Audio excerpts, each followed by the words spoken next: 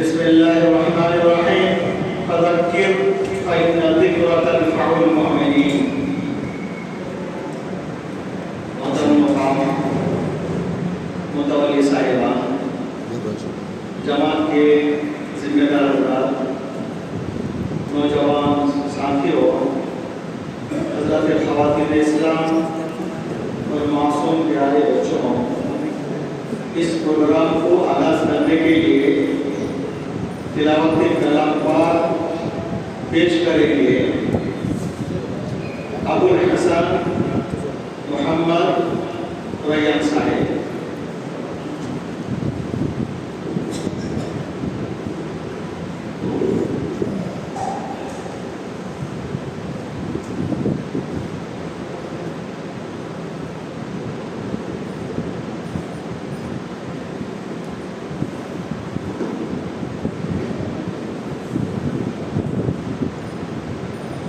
السلام عليكم ورحمة الله وبركاته.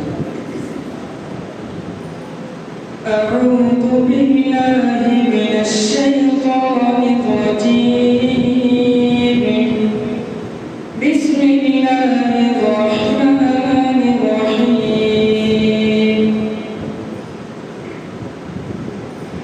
يا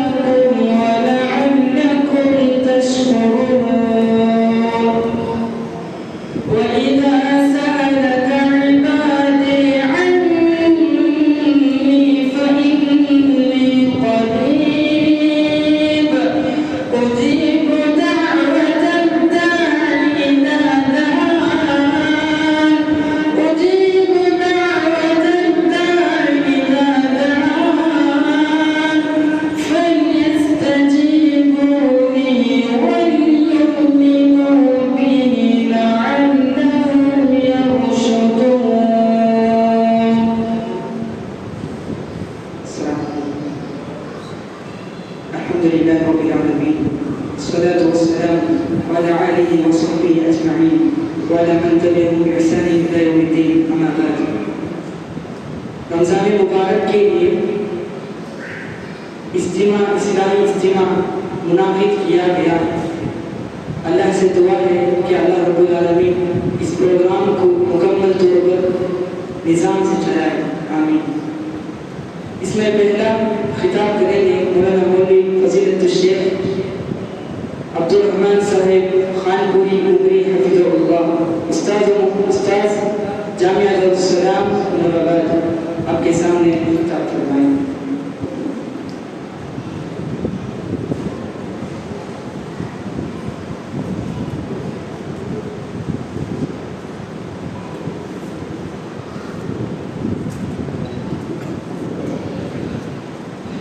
السلام علیکم ورحمۃ اللہ۔ الحمد للہ رب العالمین والصلاة والسلام علی رسولہ الامین، اما بعد فاعوذ باللہ من الشیطان الرجیم، بسم اللہ الرحمن الرحیم۔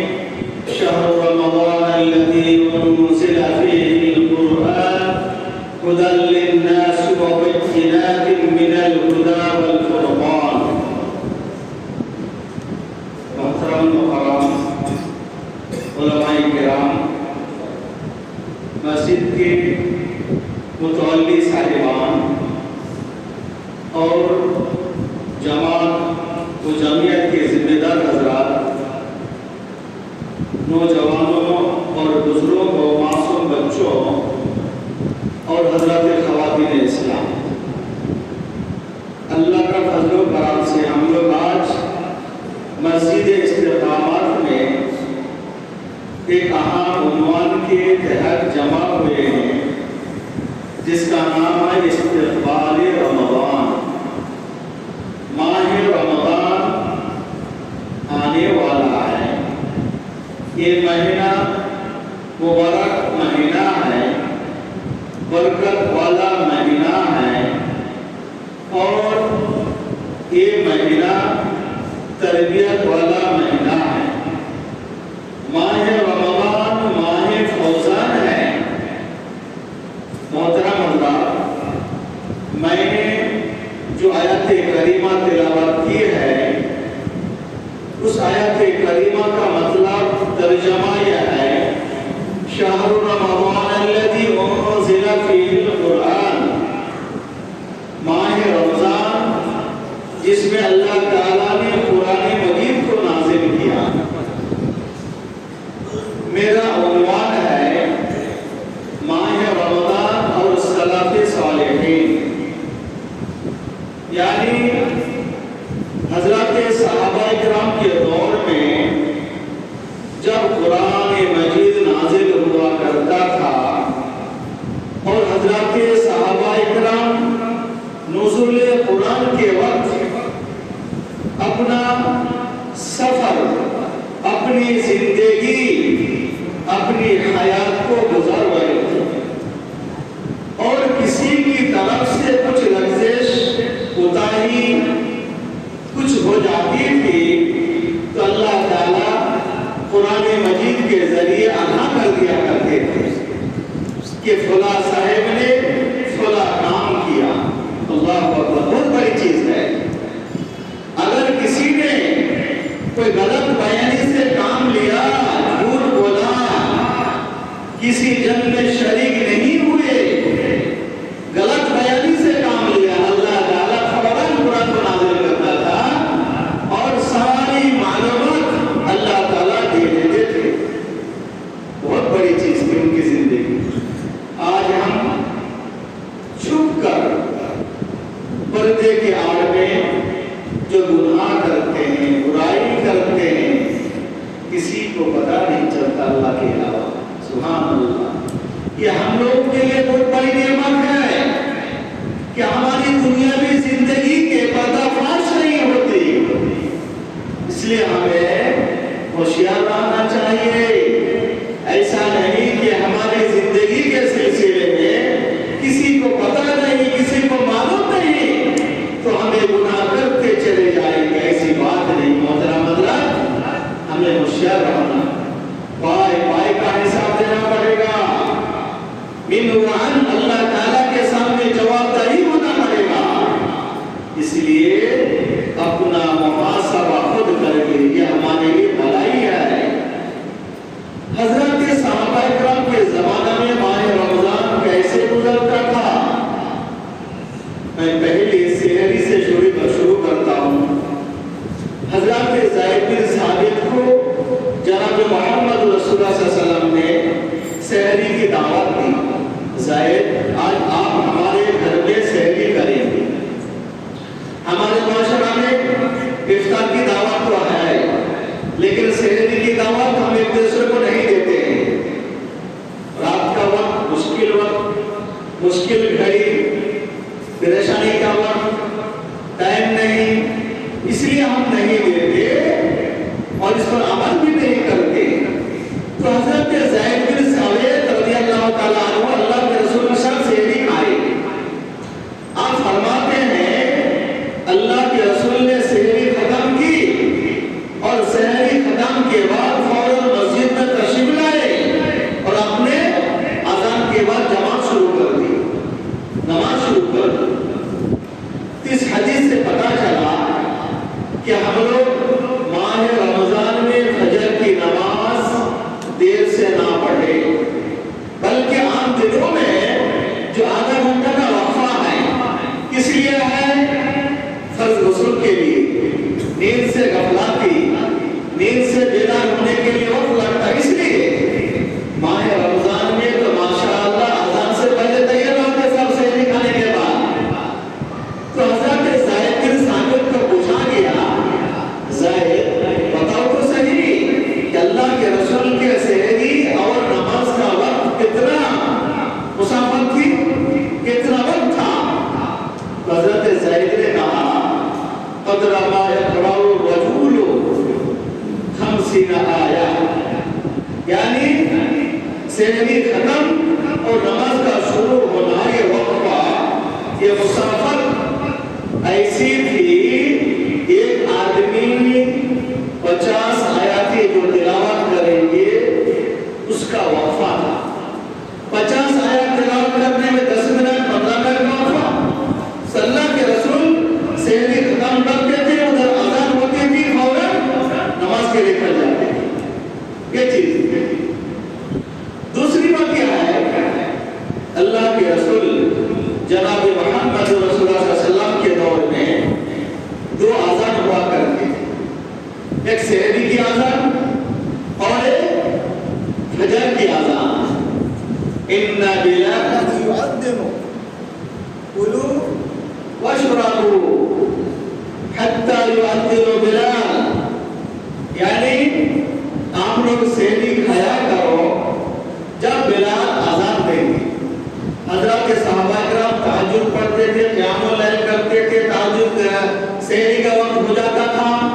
تو جب حضرت بلال اذان دیا کرتے تھے تو قیام اللیل تہجد پڑھنے والا, تراویح کی نماز پڑھنے والا سوچتے تھے چلو ختم کرو, گھروں کا رخ کرو, سحری کا وقت ہو چکا ہے.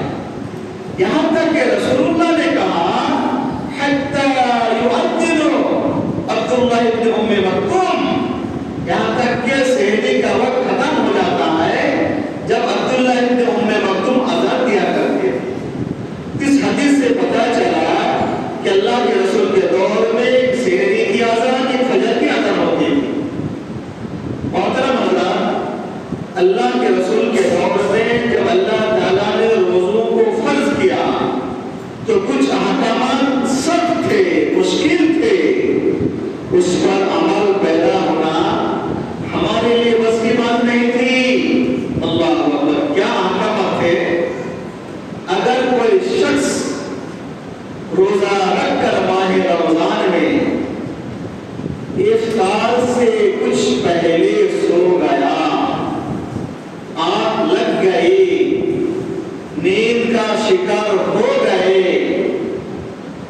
افطار کر نہیں پائے تو افطار نہیں کریں گے اور رات میں سحری بھی نہیں کھائیں گے.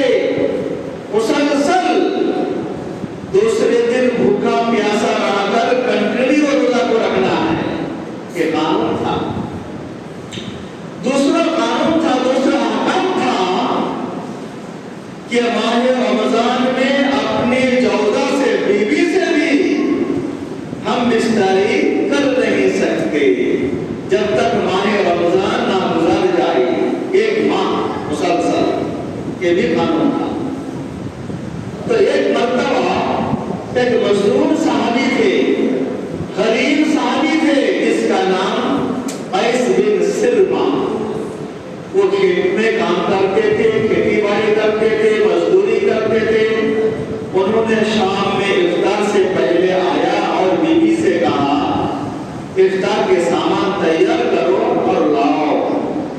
بیوی نے کہا ٹھیک ہے, اب انتظار کرو, کچھ کھانا کو گرم کر لیتی ہوں، تو بیوی گرم کرنے کے لیے چولہے پہ گئی، یہ حضرت قیس بن سرما اللہ اکبر محنتی تھے، تھکے من تھے، تھکے ہوئے، ذرا لیٹ گئے، آنکھ لگ گئی، سو گئے۔ قانون کیا ہے؟ افطار نہیں کر سکتے۔ قانون کیا ہے؟ سحری بھی نہیں کھا سکتے۔ تو آپ نے نہ افطار کیا نہ سحری کھائی، مسلسل کنٹینیو روزہ رکھنا پڑا آپ کو۔ اللہ اکبر۔ دوپہر کا وقت حضرت قیس بن سرما تڑپ گئے، آپ بیہوش ہو گئے، گر گئے۔ جب اطلاع رسول اللہ کو پہنچی تو آپ اس مسئلے کا حل تلاش کرنے کے لیے اللہ تعالیٰ سے رجوع کی۔ اللہ نے فوراً قرآن مجید کو نازل کیا، وَحِلَّ لَكُمْ لَيْلَةَ الصِّيَامِ الرَّفَثُ إِلَىٰ نِسَائِكُمْ۔ ترجمہ کیا ہے؟ دیکھیے آیت دیکھی ہے، لیکن ایک آیت کے ذریعے اللہ تعالیٰ نے دو چیزوں کو منسوخ کر دیے۔ کیا؟ رات کے وقت اپنی زوجہ سے، بیوی کے ساتھ ہم بستری کر سکتے ہیں، اس آیت نے بتائی۔ اس کے بعد دوسرا حکم، جس نے سو گیا، افطار سے پہلے افطاری نہیں کیا، سونے کے باوجود بھی افطار کر سکتے ہیں اور سحری کھا بھی سکتے ہیں۔ اس لیے اللہ تعالیٰ نے اس آیت کریمہ کے ذریعے دو قانون کو، مشکل احکامات کو منسوخ کر دیا۔ محترم حضرات، جیسا کہ میں نے بتایا کہ سحری کو آخری وقت میں کھانا سنت ہے۔ تساہروا فإن فی السحور برکۃ، سحری کھایا کرو، سحری میں برکت ہے۔ کیسی برکت ہے؟ دیکھیے عام دنوں میں فجر کی نماز ادا کرنے کے بعد چائے لیتے ہیں، لیتے نا سب چائے، فوراً چائے ہونا۔ بعض لوگ نماز سے پہلے چائے پینے کے بعد نماز کو جاتے ہیں، پھر ناشتہ بھی کرتے ہیں 10-11 بجے، 9 بجے، 7 بجے، 8 بجے۔ ناشتہ کھانے کے بعد دوپہر کا کھانا بھی کھاتے ہیں، دوپہر کا کھانا کھانے کے بعد عصر کے بعد عصرانہ بھی کھاتے ہیں، بسکٹ، چائے، وڑے، کچھ بھی کھاتے ہیں، پھر رات میں بھی عشائیہ، رات کا کھانا بھی کھاتے ہیں۔ عام دنوں میں کتنا کھاتے ہیں ہمیں؟ اللہ اکبر۔ ماہ رمضان میں سحری کھا کر افطار تک ہم ہمت سے رہتے ہیں، اور دوسرے دنوں میں جو کام کرتے ہیں وہی کام ماہ رمضان میں سحری کھانے کے بعد بھی کرتے ہیں۔ تو رسول اللہ نے فرمایا تسحروا فإن فی السحور برکۃ، سحری کھایا کرو، سحری میں برکت ہے۔ سحری 12 بجے نہیں کھانا، 1 بجے نہیں کھانا، بلکہ آخری وقت میں کھانا۔ ہم سحری ختم کرنا، ادھر سے آزاد ہونا، تو سحری کو آخری وقت میں کھانا یہ سنت ہے۔ اس کے برخلاف افطار، کیا سورج ڈوبنے کے بعد افطار کے لیے انتظار کرنا صحیح ہے؟ نہیں۔ رسول اللہ صلی اللہ علیہ وسلم نے فرمایا میری امت کے لوگ خیر پر رہیں گے، بھلائی پر رہیں گے، جب تک وہ لوگ افطار میں اجرت سے کام لیں گے، جلدی افطار کریں گے۔ یعنی افطار کا وقت ہو چکا ہے، فوراً افطار کر لینا، یہ ہمارے لیے خیر ہے، بھلائی ہے۔ بعض لوگوں کا کہنا ہے کہ ابھی تو سورج غروب ہوا، ابھی 10 منٹ انتظار کرتے ہیں۔ بس اوقات دیکھا گیا ایک ہی صف میں، ایک ہی مجلس میں چند لوگ افطار کا وقت ہو چکا ہے، افطار کر لیتے ہیں، اور بعض نوجوان، بعض لوگ انتظار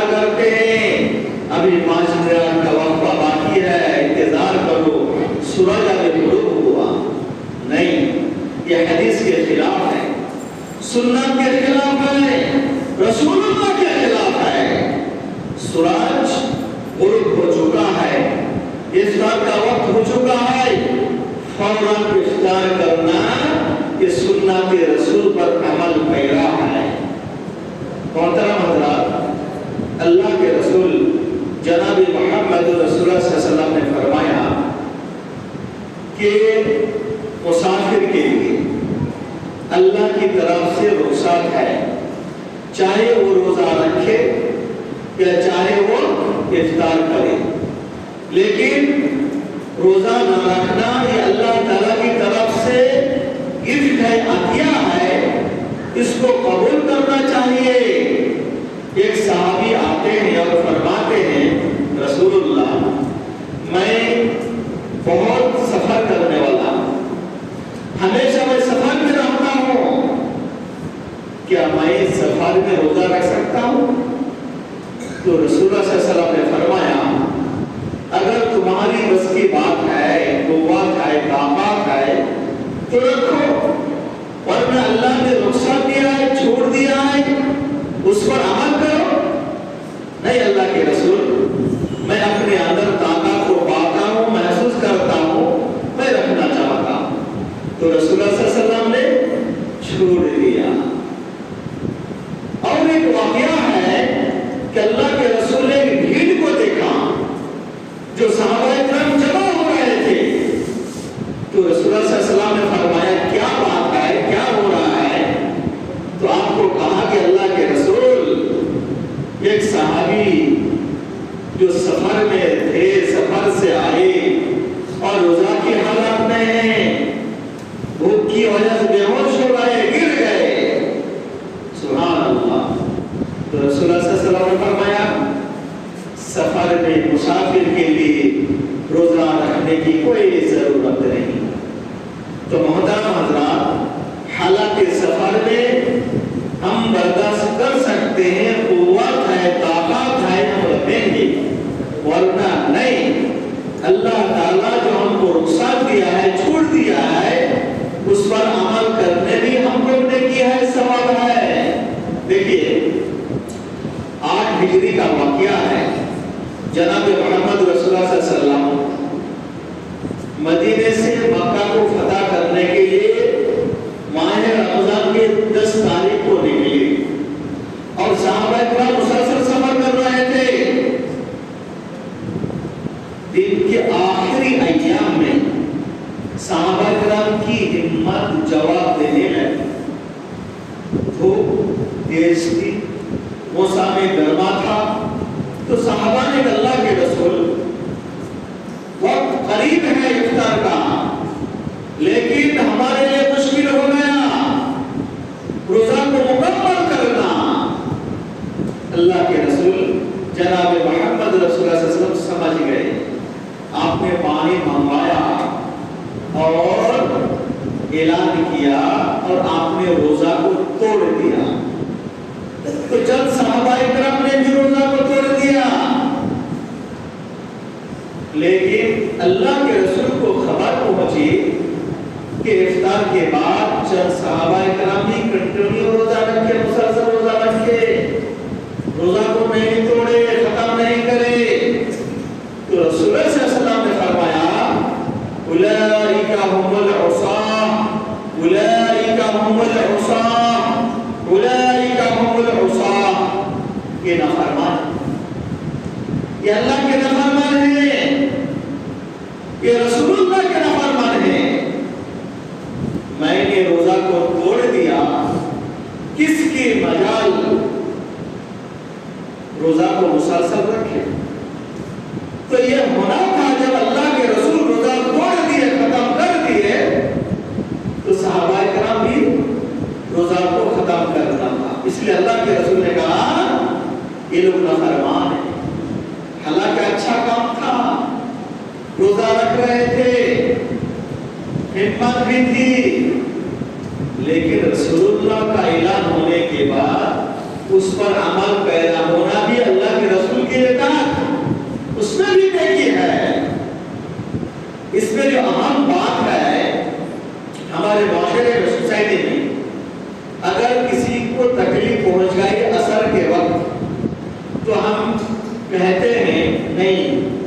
सूरज ढल गया, इफ्तार का करीब है, इफ्तार का वक्त करीब है, इसलिए रोजा को तोड़ना जायज नहीं। रखो रोजा बोलते नहीं। अल्लाह के रसूल फतेह मक्का के सफर में असर के वक्त में, असर के करीब आपने पानी मंगवा कर रोजा को खत्म कर तोड़ा। अगर कोई इंसान मरीज हो गए, बीमार हो गए, बेहोश हो गए, उसको इलाज की जरूरत है, दवाई की जरूरत है, तो इफ्तार से 10 मिनट पहले भी उनको आप ट्रीटमेंट कर सकते हैं और उसका रोजा खत्म कर सकते हैं। जान पहले, जान की हिफाजत पहले, उसके बाद जब अल्लाह उनको सेहत देगा उस रोजा को रखेंगे। आखिरी बात यह है मोहतरम हज़रात, हज़रत के सहाबाए किराम फरमाते हैं जब हम सफर में होते थे तो हम में से बाज़ रोजा रखते थे, बाज़ इफ्तार भी कर लिया करते थे, रोजा नहीं रख पाते थे। तो हम में से रोजा रखने वाला रोजा को तोड़ने वाले पर नकीर नहीं करते थे, और सफर में रोजा तोड़ने वाले रोजा रखने वालों पर नकीर नहीं करते थे। क्या मतलब? आप मुसाफिर हैं, हालात सफर में हैं, आप रोजा को तोड़कर बाद में कज़ा कर लेना। ये नहीं सोचना कि मेरे बाजू एक मुसाफिर है, वो भी रोजा रख रहे हैं, मैं कैसे तोड़ना, शर्म की बात है? नहीं, शर्म की कोई बात नहीं। हदीस में छूट है, अल्लाह ने रुख्सत दिया है, उस पर हमें अमल करना चाहिए। मोहतरम हज़रात, मेरे बाद भी माशाअल्लाह 3 मुक़र्रिर हैं अल्लाह का फज़ल व करम से। इस वक्त हमारे भाई मरहूम अबुल हसन मोहम्मद इब्राहिम साहब की कमी महसूस हो रही है। आज हम प्रोग्राम शुरू करने में ज़रा लेट भी कर दिए। आप होते तो फौरन नमाज के बाद बोले साहब प्रोग्राम शुरू करो, आपका हुक्म कौल फैसल। अल्लाह अकबर। हम सब दुआएं करें आपके लिए, मुझे मग़फ़िरत के लिए, जन्नत के लिए। अल्लाह ताला आपके छोटे छोटे लड़के से गलतियों को माफ़ करे। आपने जो रास्ता बता कर गए हैं, इंशाअल्लाह इस राह को, इस रास्ता को आगे बढ़ाने के लिए हम सबको तौफीक अता फरमाएं। और एक अहम बात, मैं इसको अब तक बोल नहीं पाया कि तकरीबन 2017 से लेकर 2025 तक हमने 8 साल एक साथ रहे। कितने साल? 8 साल। अल्लाह अकबर। मालूम होता है कि हमें 8 दिन भी नहीं रहे साथ। कितना है? 8 दिन भी साथ नहीं रहे खुदाई होने के बाद। अल्लाह अकबर। मैं जब दाखिल होगा गलियों में तो देखूंगा उधर से आएंगे, वो कैसे पता आपको मालूम कि मैं आ रहा हूँ बोलकर सबसे पहले मेरे से मुलाकात करेंगे। दूसरी बात, जब हजरत आयशा का इंतकाल हुआ, हजरत आयशा की उम्र 18 साल। कितने साल? 18 साल। तो हजरत आयशा के भाई अब्दुर्रहमान थे, तो हजरत आयशा और अब्दुर्रहमान दोनों मिलकर एक लंबी उम्र जिए। जीने के बाद हजरत अब्दुर्रहमान का इंतकाल मक्का में हो गया। जब हजरत आयशा हज के मौसम में हज के लिए मक्के गए तो कब्रिस्तान गई।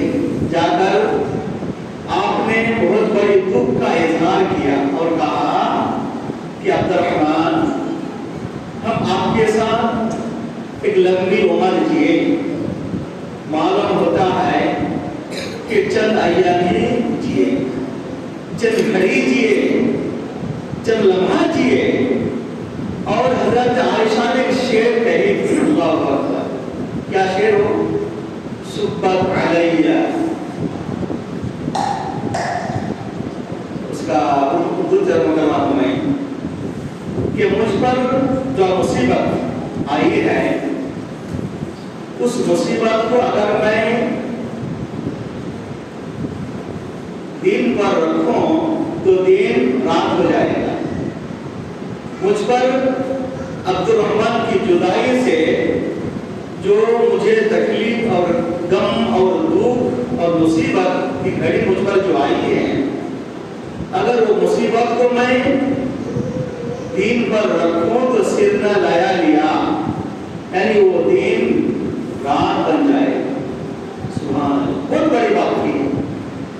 اس لیے محترم حضرات، آپ کے خاندان والے ابھی تک غم میں نڈھال ہیں، پریشان ہیں، اللہ تعالیٰ آپ کو صبر جمیل عطا فرمائے. اور آخری بات یہ ہے، آپ بڑے متحرک، دن بھر پڑھاتے تھے اسکول میں اور اپنی ذمہ داری پوری ادا کرتے تھے. کوئی پروگرام بنانا تو تقریباً 1 مہینہ پہلے، 20 دن پہلے سے تیاری کرتے تھے. اللہ اکبر. میں سمجھتا ہوں جو آپ کی اہلیہ محترمہ ہے، اس میں ان کا بھی بہت بڑا ہاتھ ہوگا، ان کی مدد بھی بہت ہوگی. میں ان کو ہمت دلانے کے لیے، ان کو صبر جمیل اپنے اندر پیدا کرنے کے لیے میں یہ سناتا ہوں کہ اس میں ان کا بھی بہت بڑا ہاتھ ہے. اللہ اکبر. وہ بندہ جو دن بھر باہر اسکول میں، پھر مسجد، پھر مکتب، پھر فجر میں اٹھ جانا اور ایک قرآن پڑھنا کے لیے مہینہ بھر محنت کرنا، گھر سے دور رہنا، بیوی سے دور رہنا، یہ معمولی بات نہیں.